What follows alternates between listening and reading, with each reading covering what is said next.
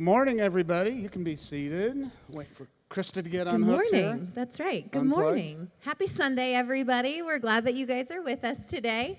My name's Krista, and I'm excited to welcome you guys here to Centerville Grace. So first thing, if you are new with us, we want to get to know you. You are somebody who matters to us, and you are somebody that we want to be praying for and that we want to come alongside, and we want to help you grow in Christ, and we want to invite you into this amazing church family. So if you are new with us, in the seat pocket in front of you, there's a little welcome card that you could fill out, or you could go to centervillegrace.org/cc, or you could scan that QR code. This is how important it is. 3 different ways, guys, that you can choose for us to get to know you. So you'll just let us know your prayer requests, who you are. We will contact you one time and one time only to let you know how you can get involved here in Centerville Grace and just what your next steps are.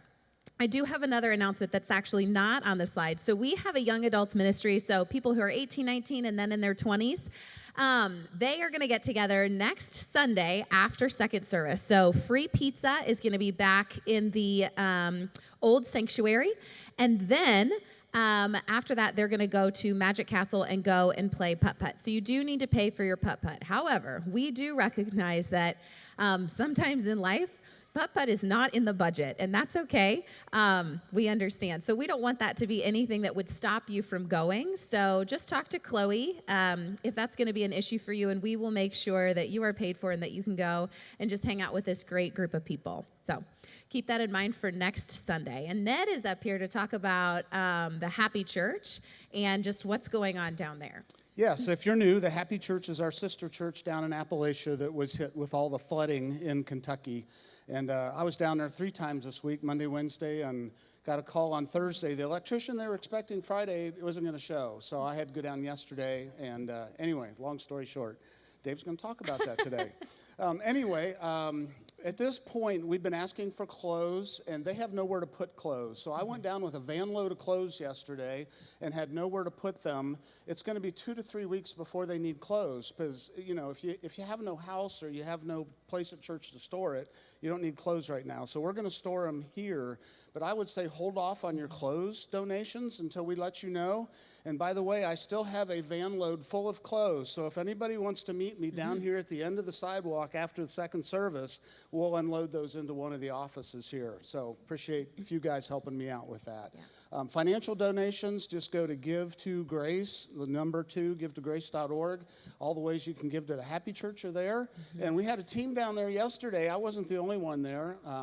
Grant was there with Garrison and Karen, and Karen was there. Alan's been down there all week, and Team Berkey Bile was down there. My daughter Kristen went with me. She was my chauffeur.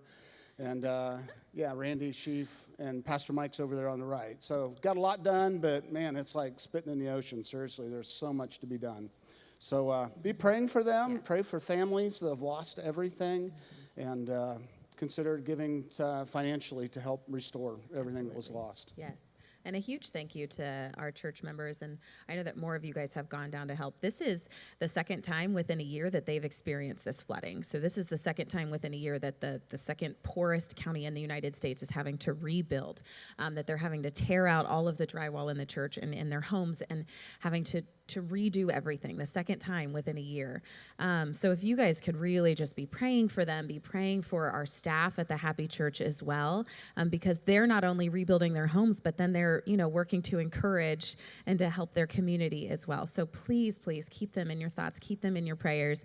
Let's lift them up so that we know that God can give them the strength and the endurance to do the impossible, because we know that with God, it is possible. So please just be praying for them. So the next thing that I'm going to talk to you about are life groups. So life group signups are coming up. They're actually happening now. So you can go to centervillegrace.org/groups.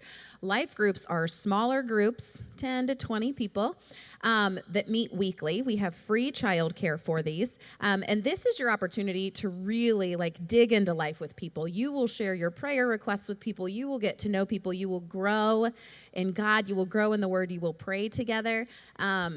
this is, we love our Sunday morning gatherings, but it's so hard to talk to everybody, right? And it's so hard to form relationships and meaningful relationships in the couple of minutes that you have. And so we use life groups as just a really great way to get to know people. This, I think, for us at least, really solidified that Centerville Grace was home. We've been able to be in life groups with a lot of different people, and it's just such a blessing. So we know the theme, everybody is busy. We know that you're busy, but I can promise you it is absolutely worth you making this a priority in your schedule. So if you go to that link, there's some information about life groups, and then you'll just click to email Holly, who is our administrative assistant, and then she'll get back with you with the life groups that have openings. They happen on all different nights. And at different locations as well. So you'll likely be able to find one that works for you. So don't shy away from that. Definitely take that opportunity. It's amazing. My life group even took a break for the summer, so I just joined in the women's life group, and I love it. So definitely do that.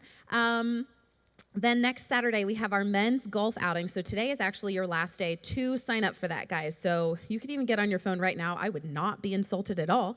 Get on there, sign up for the men's golf outing. It's next Saturday. It's $45 per golfer, and you get a golf cart, which is awesome. So not to keep, just for the day. So anyway, that would be a really good deal. Anyway, so sign up to go to that golf outing, guys. We love it when you guys get together and hang out. Another opportunity for women. Our pool party was canceled yesterday, even though it was like perfectly sunny outside, but that's not at all what the radar indicated. So we're going to try to move our women's pool party to next week, right after second service. And then our youth group, they're having a pool party today from 1 to 4 as well. So check your email about that. Then on August 21st, we have New to Grace coming up. And so New to Grace is an opportunity for all of you guys who are really just newer, right? New to Grace. We want to welcome you into this family. We want you to sit down and have a free lunch with our pastors and with our staff and to get to hear their hearts, get to know their families. We will provide childcare. If you have any dietary needs, please let us know. We want you to come to that because, again, you are important and we want to get to know you and we want to welcome you in. So mark that date down. And then you can even just email office@centervillegrace.org to let them know that you're coming. Talk to Ned, talk to Dave, but we want you to come to that for sure. And now we have Kristen and Madeline, who are going to come up and talk to us about an amazing ministry that is getting ready to start. My 4 kids all do it, and it is such a blessing to our family and to us as parents. So listen to this cool thing that we've got. Okay.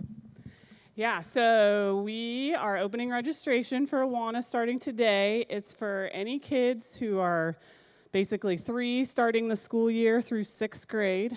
And I brought Madeline up here with me today because I just wanted for you to have an opportunity to hear one of the verses that she learned last year. I just think this is such an amazing program as far as when I think of like the verses that I can recall. A lot of them are ones that I learned when I was a kid. So Madeline has a verse she wants to do for you. Can you say the reference first? Okay. 1 Corinthians 15:3-4. For I delivered to you as of first importance what I also received. Christ died for our sins in accordance with the Scriptures, that he was buried, that he was raised on the 3rd day in accordance with the Scriptures. Nice job. So if you want to sign your kids up, the link, the website is there, and our first week will be September 18th, the week after Neighborhood Night Out. So thank you. All right.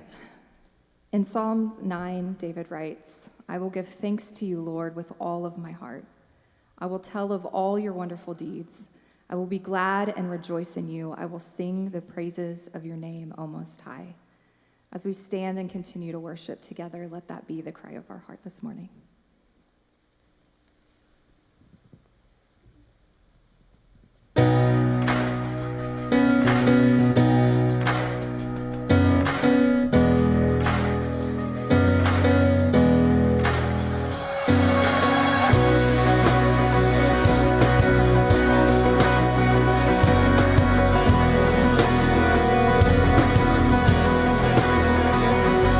We worship the God who was. We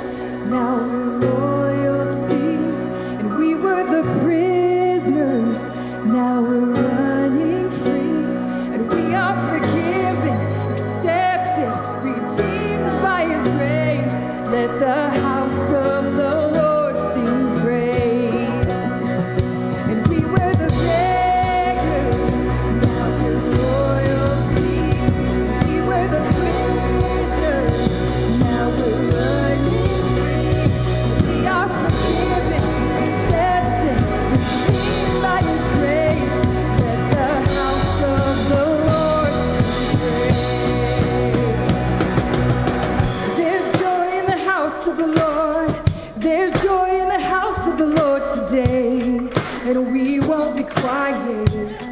We shout out your praise. There's joy in the house of the Lord. Our God is surely in this place, and we won't be quiet. We shout out your praise. There's joy in the house of the Lord.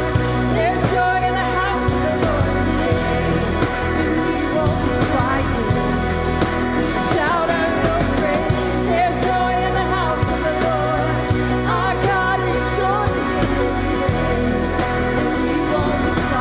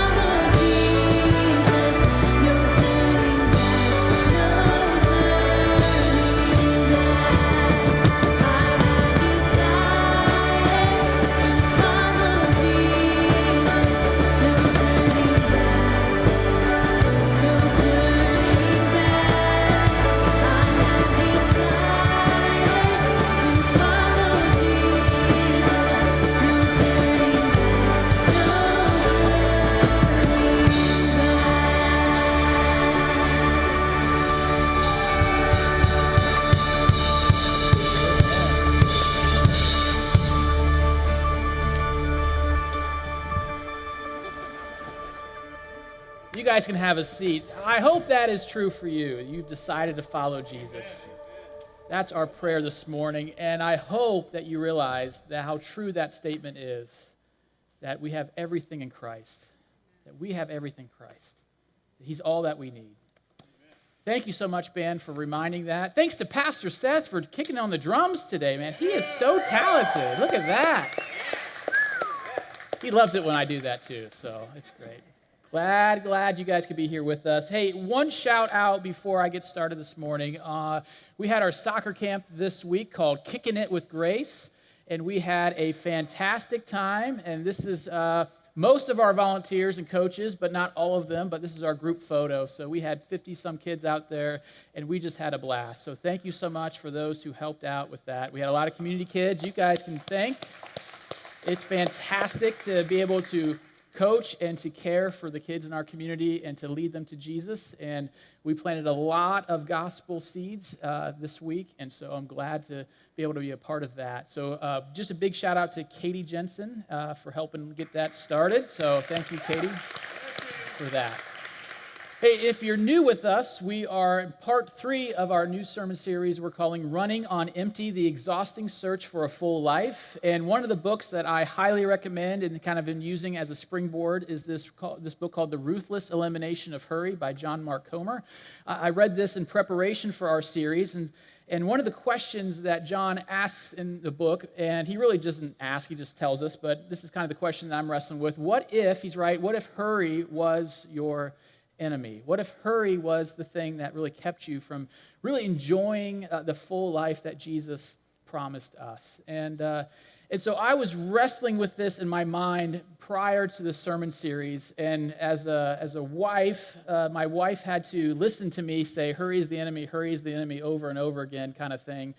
And interesting enough, the week, I think, before the sermon series started, she calls me in the afternoon, and she was in one of those modes where it was like, we're not going to be playing here. We're just going to straight to the information. She goes, where is the key, or how do I get into the glove box and to get my insurance card out? And I'm like, well, why? She says, well, I just got pulled over on the side of the road. And so as a pastor, I'm sick this way. My first thought, and my only thought was, can you take a picture of you being pulled over for a sermon illustration? And my wife is so cool. She's so cool. She actually took a picture of her getting pulled over on Lido 5 Points. So, and so then she was like, oh, the policeman's coming, and so we got the insurance card stuff, and so I'm thinking, well, maybe she can talk her way out of it because she does have some charm to her, and so I was waiting to get home to see if she actually got a ticket or not. And what do you guys think? Yes or no? Yes? No? Yes? You guys know Springboro Police at all? Or was it? Yeah, some of them. She did get a ticket. And do you know why she got a ticket? Because hurry is the enemy. Right? And so I so wanted to rub that in, but I didn't. I don't think I did, right? Not too much. I'm talking about it right now. I did get permission twice from her. Last time, are you sure I can say this? But that is, that's kind of life, right? I mean, we tend to want to go faster than what we're supposed to go, and it doesn't always help us. It sometimes ends up getting a ticket. But our culture likes speed.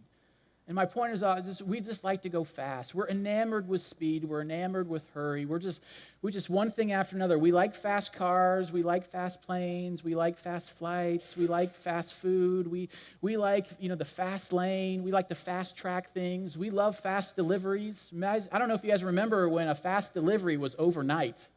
That was like express. When you could express something overnight delivery, that was as fast as you could go. And then a little company called Amazon came, and then it was, you can get it, the same day delivery. The same day.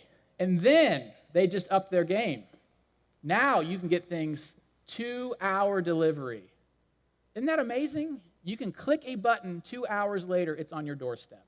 That's the nature of the game today. It's speed. Everything is fast. Everything is moving faster and faster and faster and faster. And what do we have to think about as speed then? Faster is what? Better. Like if you can make it faster, why not? Let's just keep going as fast as humanly possible. And yes, faster is better when you're racing against someone, or if you're racing against time, certainly, and that's how we feel. We talked about this idea of we feel like this race against time in the sense of it's just slipping through our fingers. Time keeps on slipping. Anybody, right? Let's just keep it going. Dave Miller, come on. But that's reality for us in the sense like it's a resource, it's slipping, and so we have to capture it, and so we just hurry. In fact, we've developed what psychologists and doctors call a hurry sickness. This is one definition from Meyer Friedman. He was actually the guy who coined the phrase type A personality. He was a heart doctor, and this was actually written several years ago, but he says a continuous struggle, an unrelenting attempt to accomplish or achieve more and more things or participate in more and more events in less and less time. And that's how we feel. And in the book, if you ever read the book, The Relentless Elimination of Hurry, he gives a few examples of what hurry sickness looks like in the everyday world. If you go to a grocery store and you're in line for checkout and you start like looking over and start looking at other lines and saying, oh, that line might be moving faster, and you go over to a different line, that's maybe hurry sickness. If you go up to a stoplight and as you're getting up there and you start counting cars, well, in this lane there's 4, in this lane there's only 2, so I'm going to switch over to this lane just so I can be 2 cars ahead. That's a symptom of hurry sickness. If you are a multitasker and you end up forgetting one of the tasks that you were multitasking, that's a symptom of hurry sickness. I think we all probably have some degree of this. And of course, this creates lots of problems for us in our life and as individuals and culture. But one of the problems, I describe it as a G-force problem. The faster we go, the more stress is applied to the body. As pilots, they know this. The faster they go, the gravitational force just gets exponentially greater onto them. But in life, the idea of expectations and to-do lists and the stress and the pressures just seem to increase the faster we want to push in life. Then there's the attention problem. The faster we go, the further ahead we have to look. They tell you if you're driving in the city, you need to look probably at least an eighth of a mile down the road ahead, maybe 15 to 20 seconds ahead to be safe. If you're driving a highway speed, you have to look double that, maybe a quarter mile down the road. And that's just the reality because it takes time to stop and it takes time to, just react. And so the faster we go, of course, we're going to have to look further into the future. Let me ask you, how many of you sat down here to worship together, and one of your thoughts was during this time of sitting down was something later in the future, like today or tomorrow, like sometime later? How many of you thought about something that you had to do or, had to go to? We're all thinking about the future. And I'm not saying we can't be planners and we can't think, but I'm just saying the faster we're going, the further we have to look. And Jesus said, don't worry about what? Tomorrow. But we're not even just worried about tomorrow because we're going so fast. We got to worry about next week and next month and next year, and all those worries begin to pile up. And we lose sight of what is happening to us and around us in the present, in the moment. And we lose, I think, gratitude is one of the things. We lose joy and we lose gratitude of what is actually being accomplished right here. Like right here, we get to worship God freely together and open up His Word together, and yet our minds are oftentimes already in next week. So an attention problem is a thing. And then there is the personal problem. The faster we go, the less time we have for people. Because people require what? Us to do what? To slow down. You got to slow down when you're with people. That's just the reality. And to have deep, meaningful conversations, that takes time and that takes a slowness to it. And people, at our relationships, what we end up doing is seeing relationships as very just transactional in our culture. Like, as long as you can give something to me and I can give something back to you, that's mutually beneficial, great, right? And so we can do an exchange of transaction. But if you're like slowing me down to the point where I'm not getting much out of you, it's not worth it, then I'm going to cut you out because life's too fast for you and for me to be together. This is also a reason why we look at people and oftentimes see them as obstacles to avoid rather than opportunities to engage. Do you ever like talk to somebody like you know they're just going to be like long talk? Anybody know like long talkers? Yeah, yeah. And just like, oh, there's I don't know. I'm trying to think of a name that nobody's in our church. There's Eugene. I don't know. Hey, Eugene. No, we'll just say hi and keep on walking because I know if I engage Eugene, oh my goodness, it's going to be 20 minutes. So that's what we do. We just pass by. We're not really personal. We don't have time to look eyeball to people. Then there's the friction problem. The faster we go, the less gentle we get. We know, like in airplanes, the faster they go, the more abrasive, and there's this idea of friction that occurs, right? And so when you're driving, and you're driving super fast, even the slightest turn of the wheel will feel to the passengers like a little jerky, right? Because you're just going so fast. And that's how you come across in life when you're going fast. You come across kind of jerky, right? I don't have time. I don't even want to look you in the eye. I don't have time to listen. I don't have time to understand. I'm going. So we get really abrasive and not so gentle. And then we have the stopping problem, right? The faster we go, the harder it is for us to stop. This is why they have speed limits, Mrs. Holmes. Because, who said that? Who said that? That's my last joke. I'm sorry, darling. No, it's not. But I got a whole other 25 minutes. But really, right? We know the longer, like it's just harder to stop. And some of you have been talked to, like by your spouse or by somebody, like, hey, you're going too fast. You need to slow down. This is just too much. And you just feel like I can't stop. I'm going too fast. If I stop or even slow down, the plates are going to stop, and it's just too much. Everything's going to crash. And so we feel like we can't stop. Now, all that to say, this morning I want to dive into Jesus and his life and look at the pace of Jesus. We talked about the purpose of Jesus. John 10:10 says, the thief comes to only steal, kill, and destroy. This is Jesus' words. He says, I have come that they may have life and have it to the full. That's the purpose of Jesus, to give you a full life. Last week we talked about the promise of Jesus. Matthew 10:28 and 29, 30 says, come to me, all who are weary and burdened, I will give you rest.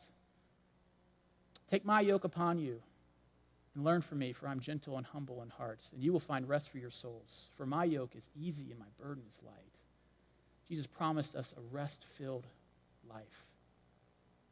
How do we get that? By adopting a lifestyle, by yoking ourselves with Jesus. And if we're going to yoke ourselves with Jesus, we have to understand and appreciate the pace that Jesus walked. And so the question this morning is this: at what speed did Jesus move? At what speed? If we're going to get our radar guns out and clock Jesus, at what speed can we put him at? Because if you're going to follow Jesus, we need to walk with Jesus. Certainly not ahead of Jesus, but with him. So if you have your Bibles, turn with me quickly to Mark chapter 5. Mark chapter 5. If you're new to the Bible, Mark is the second of the Gospels. It goes Matthew, Mark, Luke, John. 4 of these authors wrote from different perspectives of the life of Jesus. But Mark, if you have never read Mark, the irony of Mark and what we're going to talk about today is Mark is the shortest of the gospel accounts. And so because of that, he really kind of condenses everything, and there's a speed to Mark, which is, interesting enough, a hurried speed. He's using words like immediately 41 times in the book because he's in a hurry, not out of lifestyle, but he's in a hurry to get to the cross with Jesus. He's excited to tell his readers about Jesus and the cross. But Mark is fast-paced until you get to like Mark 5, and he really slows down right here. Because I think he's trying to show us the pace of Jesus. And he gets very detailed, unlike other places that he writes. So here's what Mark tells us in Mark chapter 5, starting in 21. When Jesus had again crossed over by boat to the other side of the lake, which means he's already been on the other side, so he's made one trip, and now he's making this trip back, a large crowd gathered around him while he was by the lake. And then one of the synagogue leaders named Jairus came, and when he saw Jesus, he fell at his feet. So here is this situation where this synagogue ruler, now a synagogue was like a local church for us. It's, the Jewish people would go to the temple to worship and make sacrifices, but on a daily, weekly basis, they had the local synagogue to go and worship together. And apparently Jairus was this big deal. I mean, he was like this kind of like the president of the synagogue. And he comes and he falls down at Jesus' feet, which would have gotten anyone's attention. But he's not doing this out of worship, as we're going to see. He's doing this because he's wanting something from Jesus. And he pleads earnestly with him, in fact. And he says this, my little daughter, and we're going to find out that she is 12 years old. My little daughter is dying. Please come and put your hands on her so that she will be healed and live. So not all religious leaders in that day hated Jesus and wanted everything, to get Jesus. Jairus was one of the guys who maybe, heard something about Jesus and was like, hey, my daughter is sick, and where else am I going to turn? Jesus is here. Maybe he can help.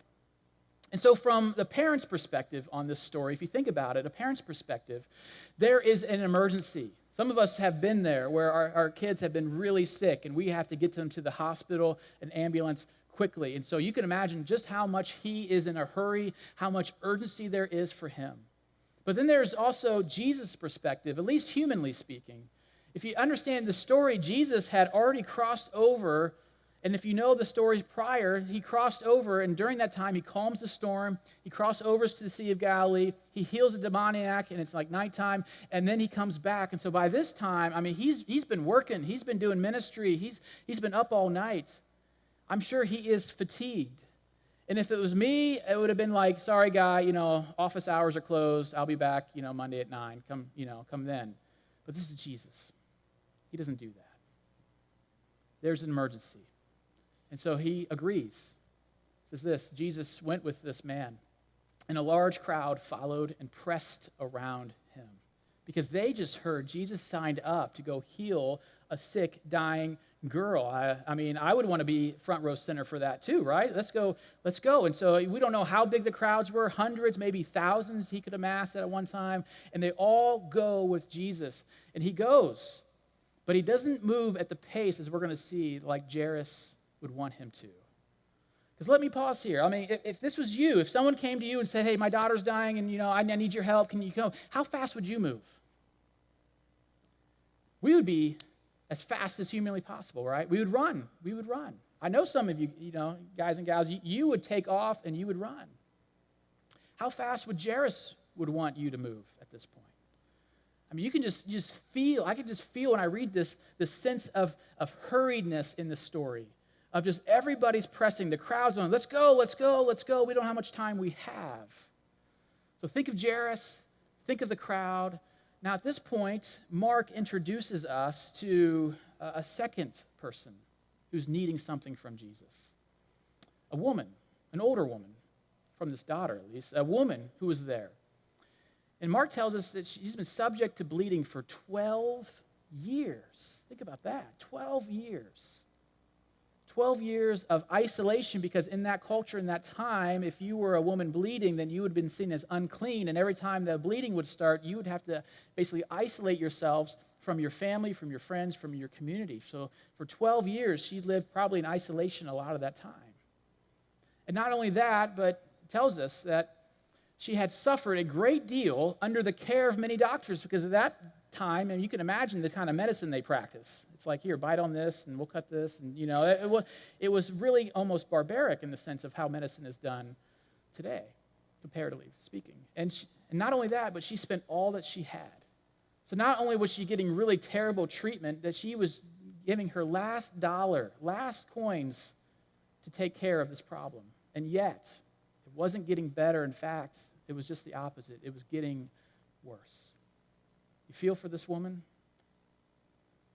And when she heard about Jesus, because people were starting to talk about Jesus, when she heard about Jesus, she came up behind him in the crowd and touched his cloak.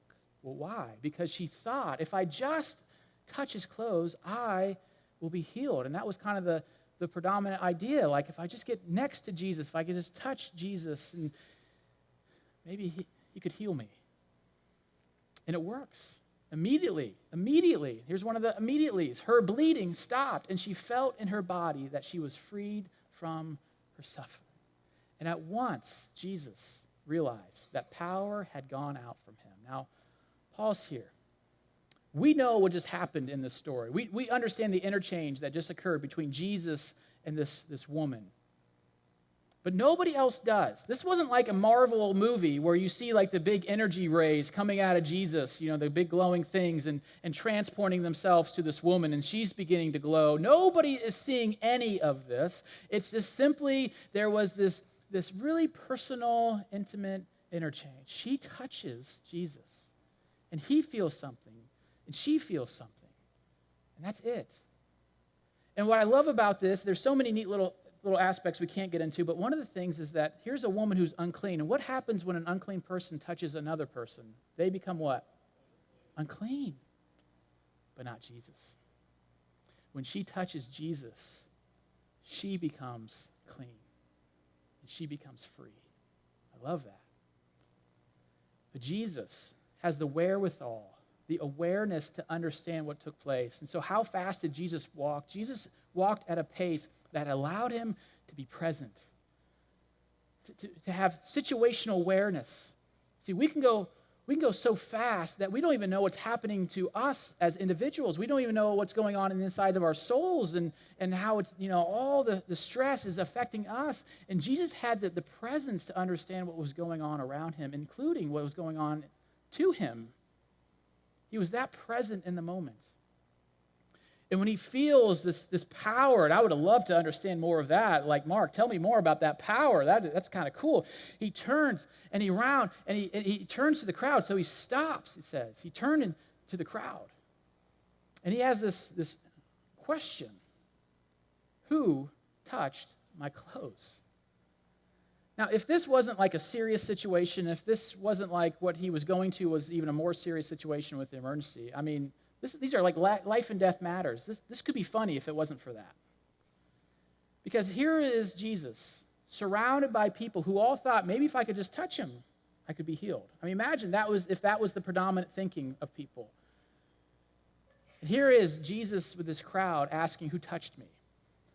The best illustration I can come up with today, is imagine you're at a Justin Bieber concert. Some of you, it's not that hard to imagine. Some of you are just there. But Justin Bieber is singing his songs, right? And he's just wowing the crowd. He's doing the Biebs thing. And he asks the question. He stops the song, and he says, okay, guys, who just touched me? Who just touched me? We'd be going, Biebs. Come on, buddy. The better question is in this, who didn't touch you? Who's not touching you? Right? I mean, come on. Jesus. The crowd is pressing around you. Everybody's getting near you. I mean, who touched you? That's like a ridiculous question. In fact, I love what one disciple says. He has no name, but he's now my new favorite disciple because he's so sarcastic. He goes this. I mean, this is what he's basically saying. You see the people crowding around you, Jesus. The disciple answered, and yet you can ask, who touched me? Who touched me? Come on, get serious, Jesus. Who didn't touch you? But Jesus kept looking.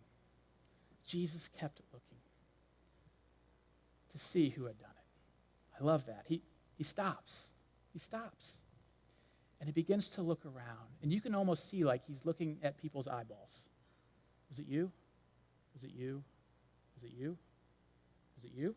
Was it you? He stops. And I don't really like the word stops as much as pause, because he's still going someplace, but he puts the pause button on. And that's another thing that Jesus did. He walked at a pace where he allowed himself to pause in these types of, even in the most urgent, pressing, emergency moments, he pauses and he looks around. Now, there's a bit of irony going on here with this whole story, because here's two people. One is this sick daughter who is dying, who's 12 years old, precious young child. And here's this woman who has been bleeding for 12 years, had this chronic disease. But they both come to Jesus. Now, we got a lot of doctors and nurses in our church. Let me ask you this. If you're doing triage, dying 12-year-old, chronic older woman bleeding for 12 years. Who do you triage first? Who do you work on first? Come on, docs. The dying one, right? The dying 12-year-old. No brainer. Not even like, we don't even have to think about that one. It's the 12-year-old girl. Of course we're going to do the 12-year-old, first. She's dying. And from a cultural perspective, this is interesting. Here's the religious leader. What we can all, godly man. I mean, high in the synagogue. I mean, he's, close with God. Very religious, devout. And here is this woman who has been bleeding for 12 years. You know how they would have seen that in that culture? What's wrong with her? She sinned. Who sinned, right? Remember the blind man story? Jesus and the disciples are walking, and the disciples asked, well, who sinned in this thing? The blind man or his parents? Some of their sin down the road here. God's getting him back for something. And Jesus said, neither. But that's how they thought. And so here's this woman who was seen by the community as maybe cursed or sinned, or the parents sinned, something's wrong with her, something's wrong with her family line. Who would you treat first, the devout or the one who's got some sin? Jesus treats this woman. It's amazing. He pauses to find this woman. Why? Because she just reached out and touched him and was healed, almost in a superstitious kind of way. And I think what we discover is that Jesus doesn't want her to walk away thinking it was some superstitious touch. He wants her to know why and how she was healed. Here's a chance for Jesus to start her on the path of discipleship and understand what actually led to her healing and what it means to be a follower of Jesus. And so he stops. And we ask the question, well, why couldn't he just find this woman later? Think about that. I mean, he finds other people later after he heals and talks with them. Why can't he do that later? We have an emergency, Jesus. My daughter is dying. Apparently, Jesus had some information or knowledge that we don't have. Jesus knew this was important enough to stop now. And I'll tell you, that's so frustrating for us. Because how often have we been in a situation where we feel so urgent, God, you need to act and you need to act now. My issue is pressing and you're not answering. You seem to be on the pause here, and yet you're over here, answering some lesser prayer request. Why are you doing this instead of helping with me? And I think the bottom line is, I think we get confused. I think Jairus was confused on this, but I think there's a flaw in our reasoning. The flaw is this, that the thinking is if I can't think of a good reason why, there must not be a good reason why. I mean, that's how we think. If I can't see it, God, there must not be one. But this is where trust and faith, just knowing that Jesus knew more information, that Jesus understood things better, and we say that sometimes just surrender to that we don't know everything, we don't see everything, and we're just going to have to trust that when God puts the pause button on us to deal with something else, not like he can't do more than one thing, but when he puts the pause button, we're going to trust that he knows better. And then it says this, then the woman, eventually, knowing what had happened to her, came and fell at his feet, trembling with fear, and told him, I love this, the whole truth, all the truth. How long do you think all the truth would have taken? I'm looking at this going, she went into story mode here. She's, let me just rewind the tape. Let's start 12 years ago, my first time it started. And did you ever have anybody tell you, let me make a long story short, only to have it to go 20 minutes later going, I thought you were going to make this a long story. You made this a long story even longer. She is telling the whole story to him. And at the whole time, Jesus isn't saying, come on, lady, come on, lady, come on, lady, come on, lady, we got to go. He listens. He doesn't interrupt. The whole truth, the whole story. And then, out of a gentleness and kindness, he says, I love this. Daughter. Someone once, I don't know who, but decided this story, this whole title of the story should be The Tale of Two Daughters. The Tale of Two Daughters, because you had the sick daughter. And now, Jesus is calling this woman daughter. One of the reasons why he pauses, because he knows this is one of mine. It's one of my children. Daughter, your faith, he says, has healed you. Your faith has healed. It wasn't something about my clothes or some mystical, it's your faith in me that has healed you. Now go in peace and be freed from your suffering. He actually takes time to converse with this girl, this woman. He listens, and then he responds. How fast did Jesus go? He walked at a pace that allowed him to be personal. Personal. Sometimes we just forget about that, how personal Jesus was with people, how he was willing to pause and to stop, and to look them in the eye and talk, to share, to love well. In fact, how fast did Jesus move? I know the answer to this is going to sound a little cliche, but he didn't move hurried. He didn't move as if, he was stressed. He didn't move in a way that he was distant from people. He moved at a pace that was personal. He could pause. He moved at a speed of love. If I could clock Jesus, this would be the number on there. It'd be just love. We all know what a governor on an engine is, right? It's the thing that keeps you from going too fast. I'm tempted to put one on the Honda, but otherwise it's good. See, I got to throw one more in there, Tim. I'm sorry, man. You teed me up, so sorry. Too many. One too many. But I was a golf cart driver at my old days at a golf course. They just paid me to drive around the golf carts and clean them and all that. And so there was a governor on every golf cart, and I hated those things because I wanted to drive fast around the golf course, as fast as humanly possible. But even on the downhill, it would just slow you down, and it was just so frustrating, right? I just want to go fast.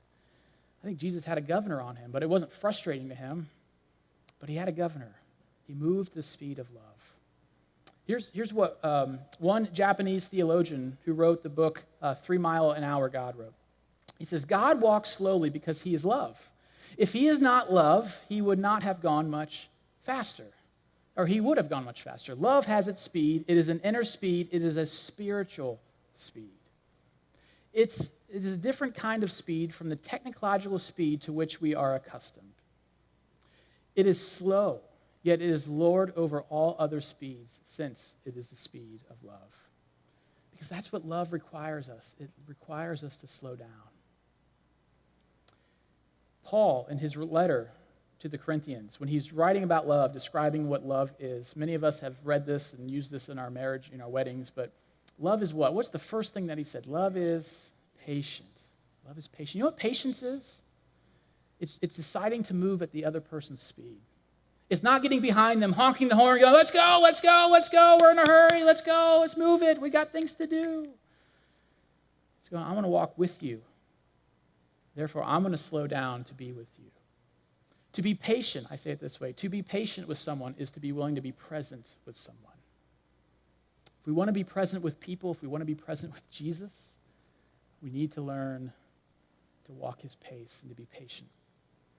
Here's what Mark Comer said in his book. John Mark Comer. He said this: hurry and love are incompatible. Just totally incompatible. Like oil and water, he says. They can't mix. All my worst moments as a father, a husband, and a pastor, even as a human being, I'm like reading this, I'm like, check, check, check, check, check. That's me. As are when I'm in a hurry. Like, this is me. All my worst moments. Late for an appointment, behind on my unrealistic to-do list, trying to cram too much into my day. That's when I'm at my worst. I ooze anger, tension, a critical nagging, the antithesis of love. This is all my worst moments, and I can relate. When I'm in a hurry, when I have too much crammed, and I just got to get this done, guys, and you're not helping me. You're in my way. You're actually causing more work. You're making me fix more things. Now get out, and I get angry, and I get frustrated, and I don't get gentle. I get abrasive. But Jesus was not like this. He was slow. Slow is not bad. Slow has gotten a bad rap. He was willing to slow down. A slow pace, I say it this way, a slow pace creates space for grace. That's what Jesus was doing in both of these things. It creates a space. We know the story of the Good Samaritan, the parable of the Good Samaritan. The idea of 3 guys walking by this, half-dead, dying guy on the side of the road. 2 seem too busy, too much in a hurry, not willing to help. In fact, they go on the other side of the road, but it's the one who's willing to slow down, to be present, to be personal. That Jesus says, that's the picture of love. That's what I am doing for you, he would say. Here's another quote. To walk with Jesus is to walk with a slow, unhurried pace. Hurry is the death of prayer and only impedes and spoils our work. It never advances it. It doesn't help. Hurry doesn't help.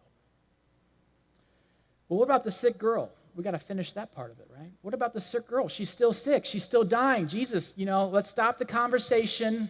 Let's wrap it up. I'm in a hurry here.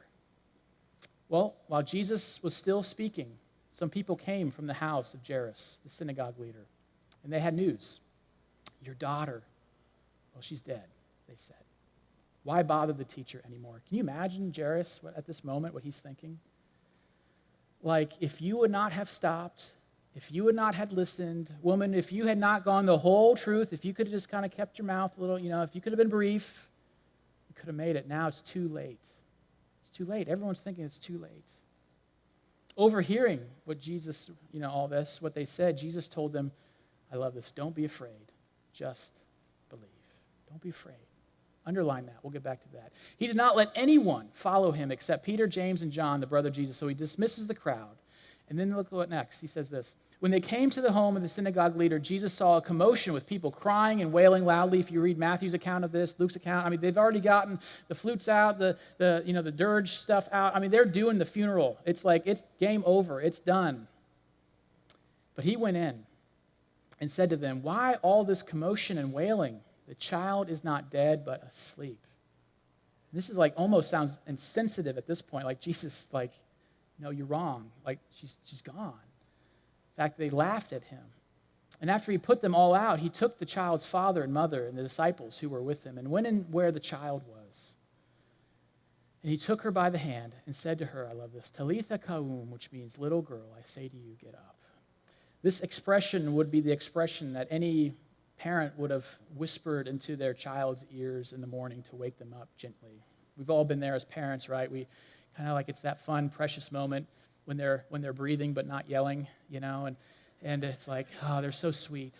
And so I just want to gently wake you up. My mom used to sing me a song like, time to get up and out of bed, time to get up, my mother said. And she was so gentle and so sweet. Jesus, not in a hurry, not rushed. Talitha koum. It's time to get up, little girl. And immediately the girl stood up and began to walk around. She was 12 years old. At this, they were completely astonished. And he gave strict orders not to let anyone know about this because he didn't want his popularity to get too fast, too big too fast. And he told them to give her something, I love this, to eat. Here's this, this amazing moment. And Jesus is so attuned to this little girl's need. She's got to be hungry. She's got to be hungry. Let's give her something to eat. He's always providing. We're going to talk about the provision of Jesus maybe. And it's just always let's stop and eat. Let me take care of you. He's just so attuned to what we need. But in this moment, Jairus, the disciples, the readers, all of us can understand finally why Jesus wasn't in such a hurry at all. What is hurry driven by? Why do we hurry? I think hurry, and there's sometimes it's not true, but I think for most part, hurry is driven by fear. If you really want to make this rhyme, hurry is driven by worry. That's why we hurry. I read somewhere not too long ago where if you want to summarize all of life into the simplest form, maybe as a disciple, as a Christian follower, it's moving us from fear to love. That's just really the bottom line of everything. That's what God wants us to do, move us from fear to love. And Jesus had no fear, even of the worst fears. The worst fear of us is death, of loss. And here's Jesus not pressured at all, not hurried at all to deal. He's not afraid of it because he knows who's ultimately in control. If you read Matthew or Mark's, all these accounts, this is one account after another of who's actually in control. It's Jesus. over the storms, over the demoniac, over the sickness, over the bleeding. He's in control. It's like, don't be afraid. Just trust me. So, real quick, how do you slow down? You get the irony there? No. Real quick, how do you slow down? You get it? Thank you. How do you slow down? If you read his book, John Mark Comer's book, he'll give you like 20 different ways to slow down. He says, basically, find the longest line in the checkout aisle and go there. Because you are putting yourself in a position where you have to wait and you have to slow your body down. He says, drive the speed limit. That's one of the things. I'm not going there, guys. I know you're all waiting. I'm not going there. But he says, drive the speed limit. I say, when you eat, find somebody to eat with as much as you can. If you're in the car eating, if you're by yourself eating, you tend to eat quicker, you're just trying to get it done. But one of the things that's awesome is Jesus is like, hey, let's have a meal together. Always, let's eat. Give her something to eat. Food can slow us down when we're hanging out together. Ask questions that require a story to be told.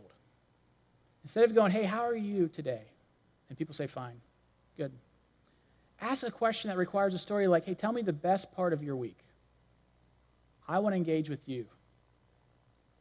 It forces you to slow down. But ultimately, I think to start off all of us on this journey of slowing down, I think, how do you slow down? I think it begins with this idea of awareness. Especially around Springboro, they put speed limit things, or your speed is, those radar guns with those automatic things. And they do that because they know psychologically, when you look at that, what happens? When you are aware of your speed, what naturally happens? You slow down. They have proven this over and over and over again. And so if we are just aware of our speed, this is one of the things I'm trying to do, just create awareness. Chances are you're going too fast in life. There is a hurried sickness in us that we need to deal with, and you need to be aware. Chances are you need to slow down. You need awareness, not of just the speed, but I think there's an awareness that we need to have with just our priorities and what's most important to us. And in those moments when I'm feeling anxious and just that, all that he was talking about, angry and just all these things, I got to stop and go, what's most important to me right now? And that helps me to slow down. Having an awareness of God in our life, practicing the presence of God, is a way to help us slow down. Because if we really want to walk with Jesus, we need to go at his pace. So that's one thing, awareness. How do you slow down? Here's the other thing. You need more time with Jesus. More time with Jesus. And that's where we're going to pick up for next week. So come back for part 4 of Running on Empty. You won't want to miss it. Let's pray together. God, thank you so much. Thank you so much that we have a moment here together, not in the future, but in this moment, presently with each other, to pause and to reflect on the life of Jesus. God, I pray, Lord, that you would make us aware of the speed that we've been going. And maybe that we've ignored some warning signs, some symptoms. And maybe that's been taking a toll on our soul. And I just pray, Lord, that today maybe we just need to repent and say, I've been going too fast. I've been trying to even outrun Jesus here. And I just need to slow down. God, I pray that you'd make us aware of what's most important to us. And if there are those things that we need to repent of. And I pray, Lord, that you would help us this week, make us so aware of your presence in our lives, that we can just practice the presence of God, meaning that we stop and just realize that he's with us, he's in us, and he wants a relationship. He wants to talk. He wants to converse. He wants us to love him, to enjoy him, and out of that, to love others. God, thank you that Jesus was never hurried. He was never rushed because he knew he was in control.